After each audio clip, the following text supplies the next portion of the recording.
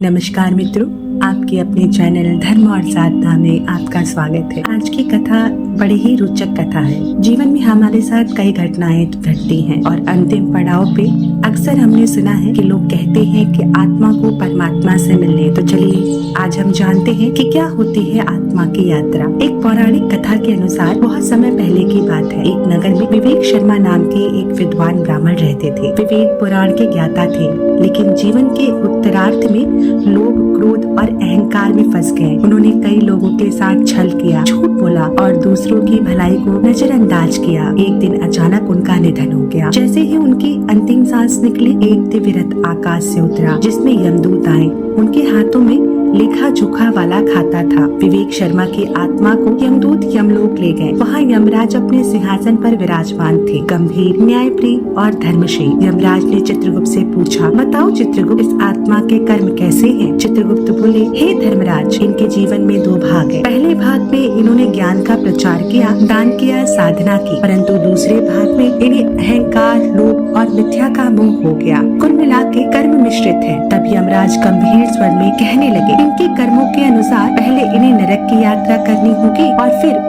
पुनर्जन्म में भेजा जाएगा, जिससे आत्मा फिर से सीख सके। विवेक शर्मा की आत्मा को कुछ समय के लिए नरक के उन हिस्सों में ले जाया गया जहां उन्होंने जिन पापों को किया था उनका फल मिलना था। झूठ बोलने पे कांटों की राह पर चलाया गया, दूसरों को अपमानित करने पे अपमान की आग में तपाया गया, लोभ के लिए दूसरों को दुख देने पर उन्हें अंधकार में अकेला छोड़ दिया गया। परंतु हर यातना के बाद एक आशा की रोशनी दिखाई देती, जैसे ईश्वर यह संकेत दे रहे हो कि अब सुधरने का समय आ गया है। यमराज बोले, अब यह आत्मा पुनर्जन्म के लिए तैयार है। विवेक शर्मा की आत्मा को एक किसान परिवार में जन्म मिला, एक ऐसे परिवार में जहाँ संघर्ष था पर नैतिकता और श्रद्धा का बल था। बचपन से ही उस बालक में वैराग्य, सेवा और भक्ति की भावना थी। धीरे धीरे उसे पिछले जन्म की कुछ झलके याद आने लगी। उसे साधना, वेद और आत्मज्ञान की ओर आकर्षण हुआ। उसने युवावस्था में गृह त्याग कर दिया और एक साधु बन गया, जिसका नाम स्वामी अच्युतानंद हुआ। उसने भारत भर में यात्रा की,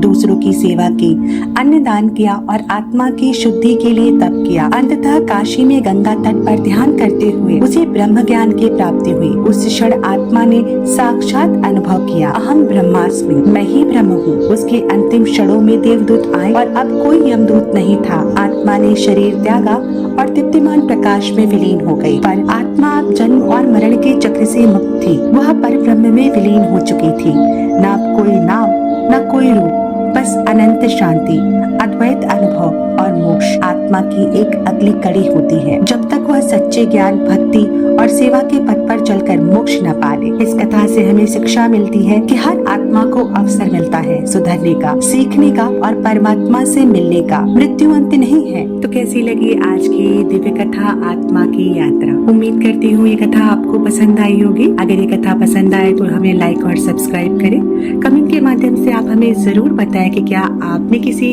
आत्मा को देखा है। अगली कथा के साथ पुनः मिलेंगे, तब तक के लिए नमस्कार।